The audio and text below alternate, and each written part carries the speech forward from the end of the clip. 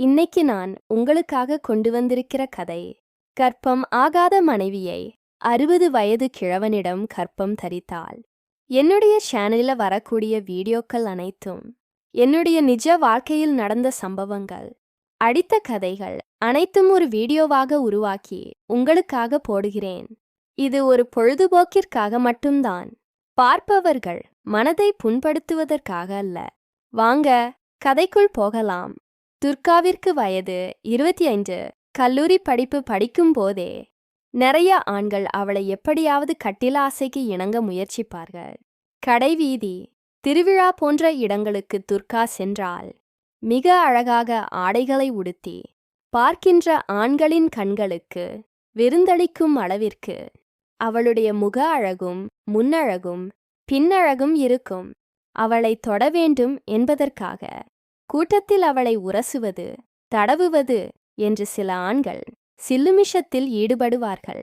ஆனால் அதை வெளிக்காட்டிக் கொள்ளாமல் தினமும் இரவு படுக்கையில் அவளுக்கு வரக்கூடிய கடமையன் எப்படி இருக்க வேண்டும் என்று நினைத்தபடி உணர்ச்சி மிகுந்த கட்டில் ஆசைகளை அவளுடைய கற்பனையால் எண்ணங்களை உருவாக்கி அவள் கைகளால் சொர்க்கவாசலை மிதமாக தடவி விடுவாள்.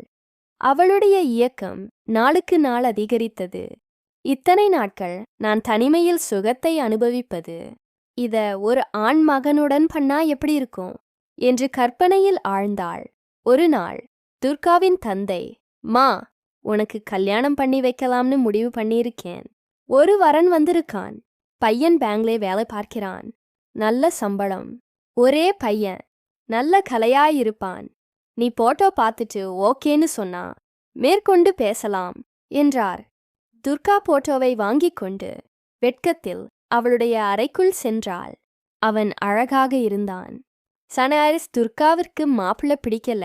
காரணம், துர்காவிற்கு அவளை விட அழகு கம்மியாக இருக்க வேண்டும் என்று கற்பனையில் இருந்தாள். வயதானவராக இருக்க வேண்டும், அவளை விட அழகு கம்மியாக இருக்க வேண்டும் என்று அவளுடைய ஆசையாக இருந்தது. பனா இத வெளியில எப்படி சொல்றது? துர்காவிற்கு கூச்சமாக இருந்தது. அவளுடைய ஆசைகளை வெளியில் சொன்னால் எல்லோரும் சிரிப்பார்கள் என்று மனதிற்குள் ஆசையை வைத்துக்கொண்டு அவனை திருமணம் செய்து கொண்டாள். கல்யாணம் முடிந்தது. முதல் இரவு அறைக்குள் நுழைந்தாள். முதல் முறையாக இரவு நேரத்தில் அவளுடைய அறையில் ஒரு ஆண்மகனும் சேர்ந்திருப்பதால் ஒருவித பதட்டமும் வெட்கமும் துர்காவிற்கு இருந்தது. துர்காவிற்கு பழைய எண்ணங்கள் அவளுக்குள் வந்து கொண்டே இருந்தது. அவளை விட அழகு கம்மியா? துர்கா அம்மா, இப்போதைக்கு எதுவும் சொல்ல வேண்டாம். நாம பொண்ணு பார்க்க ஆரம்பிக்கலாம். குறிஞ்சிக்கிட்டே அவளே கிளம்பி விடுவாள். இதை அனைத்தும் கேட்ட துர்காவிற்கு கோபம் வரவில்லை. ரொம்ப சந்தோஷம். உன்னுடைய மகனை எனக்கு சுத்தமா பிடிக்கவில்லை. எப்படி கிளம்பலான்னு யோசிச்சுக்கிட்டே இருந்தேன். இப்போ நீங்களே ஒரு நல்ல வழி காட்டியிருக்கீங்க என்று மனதில் நினைத்து கொண்டு அன்றிரவே அவளுடைய சம்பந்தமான அனைத்தையும் எடுத்துக்கொண்டு நள்ளிரவில் வீட்டை விட்டு வெளியே வந்தாள். எங்கே போகலாம் என்று யோசித்த போது அவ்வம்மா வீட்டுக்குச் சென்றாள். என்ன பிரச்சனை என்று கேட்பார்கள். யாரும் எனக்கு வேண்டாம். தனிமையில் எங்கேயாவது போய்விடலாம். ஒரு ஊர்ல நமக்குன்னு ஒரு வீடு, நமக்குன்னு ஒரு வேலைன்னு வாழ்ந்திடலாம் அப்படின்னு யோசிச்சு கிளம்பினாள். பேருந்து நிலையத்திற்கு வந்து ஒரு பேருந்தில் ஏறினாள். பேருந்து கிளம்பியது. நள்ளிரவு நேரம். டீ குடிப்பதற்கு ஒரு கடையில் பேருந்து நின்றது. அனைவரும் டீ குடிக்க இறங்கினார்கள். துர்காவிற்கு தூக்கம் வரவில்லை. வெளியில் இறங்கி நிற்கலாம் என்று பேருந்தை விட்டு இறங்கினாள். தனிமையில் ஒரு வீடு அக்கத்தில் ஒரு டீ கடை. இரவின் குளிர்ந்த காற்று. துர்காவின் மனம் இங்கேயே தங்கிவிடலாம் என்று எண்ணியது. டீ கடையில் ஒரு 60 வயது முதியவர் டீ போட்டுக் கொண்டிருந்தார். அவரை பார்த்தவாறு நின்று கொண்டிருந்தாள். துர்காவின் மனதில் இங்கேயே தங்கிவிடலாம் என்று தோன்றியது. பேருந்திலிருந்த பையை எடுத்துக்கொண்டு பேருந்திலிருந்து இறங்கினாள். சிறிது நேரத்தில் பேருந்து இடத்தை விட்டு கிளம்பியது. அருகில் இருக்கும் டீ கடைக்குச் சென்று இங்கே ஏதாவது தங்க வீடு கிடைக்குமா என்று கேட்டாள். வயது கிழவன் நிமிர்ந்து பார்த்தான். ஒரு அழகான பெண். நள்ளிரவு நேரத்தில் தனிமையில் அந்த பெண்ணை பார்த்தவுடன் கிழவனுக்கு ஆசை பெருக்கெடுத்தது. இங்கே எல்லாம் வீடு எதுவும் கிடைக்காது. என்னோட வீடுதான் இருக்கு. உனக்கு விருப்பம் இருந்தால் நீ அங்கே தங்கிக்கோ என்று கிழவன் கூறினான். துர்காவிற்கும் அந்த இடம் பிடித்திருந்ததால் எதுவும் மறுக்காமல் சரி என்றாள். என்னிடம் பணம் எதுவும் இல்லை. அதற்கு கடையில் வேலை பார்க்கிறேன் என்றாள். அதற்கு கிழவன், அதெல்லாம் வேண்டாமா? உனக்கு ஏதோ பிரச்சனை. வீட்டிலிருந்து கிளம்பி வந்துட்ட பார்த்தாலே நல்லா தெரியுது. நீ எந்த வேலையும் செய்ய வேண்டாம். நீ எத்தனை நாள் வேண்டுமானாலும் தங்கிக்க. நான் தனிமையா இங்க 10 வருஷம் இருக்கேன்.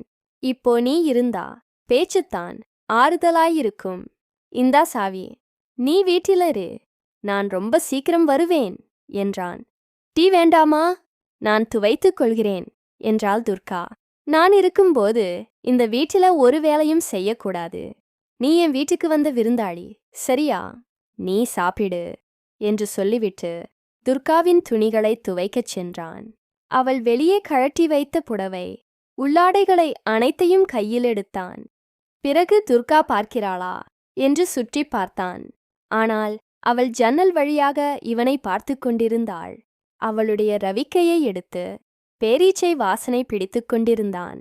அந்த நேரத்தில் அவனுடைய கைகள் அவனுடைய வேஷ்டிக்குள் நுழைந்தது. துர்கா ஜன்னல் வழியாக பார்த்து கொண்டிருந்தாள். அதை பார்த்த துர்காவிற்கு உணர்ச்சிகள் தோன்றியது. எவ்வளவு ஆசையை வைத்துக்கொண்டு இந்த கிழவன் என்னிடம் ஏன் காட்டத் தயங்குகிறான் என்று எண்ணம் வந்தது. கிழவன் அவளுடைய துணிகளை கசக்கி பிழியும்போது அவளையே கசக்கும் போல் நினைத்து கொண்டாள். பிறகு துணிகளை துவைத்து முடித்துவிட்டு தனிமையில் வந்து அமர்ந்தான். துர்காவும் அவன் அருகில் வந்து அமர்ந்தாள். ரொம்ப நன்றி. என்னை இந்த அளவிற்கு எங்க வீட்ல கூட பாத்துக்கல. ஆனா நீங்க என்ன நல்லா கவனிச்சுக்கிறீங்க. கிழவன் அமைதியாகவே இருந்தான். கடைக்கு போகலாமா என்றாள் துர்கா. இரவு மட்டும்தான் டீ கடையை திறப்பேன். பகலில் நல்லா ரெஸ்ட் எடுப்பேன் என்றான். நீங்க ஏன் தனியாக இருக்கீங்க? உங்க மனைவி இல்லையா? அவள் இறந்து விட்டாள். இறந்து 10 வருஷம் ஆகிறது. உங்களுக்கு குழந்தைகள் யாரும் இல்லையா? என்னுடைய மனைவி உடம்பில் பிரச்சனை. குழந்தை பிறக்காதுன்னு டாக்டர் சொல்லிட்டாங்க. அதனால எங்க 2 பேருக்கும் குழந்தை இல்லாமல் இருந்தது. உன்னை பத்தி சொல்லு. நீ யாரு? என் வீட்டை விட்டு வந்துட்ட. ஒரு தயக்கத்துடன் இருந்தாள். துர்கா சொல்ல விருப்பமில்லை என்றாள். வேண்டாம் என்றான். கிழவன் சிறிது நேரம் யோசித்துவிட்டு அவளுக்கு நடந்ததை அனைத்தையும் கூறினாள். நீ கர்ப்பம் தரிக்காததால உன்னுடைய புருஷன் வீட்டில வேற பொண்ணு பார்க்க ஆரம்பிச்சிட்டாங்களா? நீ என்ன நினைக்கிற? உன் உடம்புல பிரச்சனை இருக்கா? என் உடம்புல பிரச்சனை இல்ல. என் புருஷனோட விந்து சக்தி கம்மியா இருக்கு. அதை நான் என்னுடைய கட்டிலாட்டம் செஞ்சுக்கிட்டு இருக்கும்போதே உணர்ந்தேன். அதை என்னால வெளியிலே சொல்ல முடியல. கடைக்கு வரவங்களுக்கு டீ போட்டு கொடுத்து அதில் வரக்கூடிய வருமானத்தில்தான் என் வாழ்க்கையை நடத்தி, ஆனால் என் புருஷன் என் மேல பழிய போட்டுட்டான். அதான் அங்கேயிருந்து வந்துட்டேன். அதுவும் இல்லாம அவனை எனக்கு சுத்தமா பிடிக்கல. அந்த கிழவன் துர்காவை ஒரு நிமிடம் பார்த்து கொண்டே இருந்தான். அவன் கண்களில் மிகுந்த ஆசைகள் வெறிக்கெடுத்ததை துர்கா உணர்ந்தாள். அந்த கிழவன் துர்காவை பார்க்க பார்க்க துர்காவினுடைய உடம்பில் ஏதோ செய்தது போல் தோன்றியது.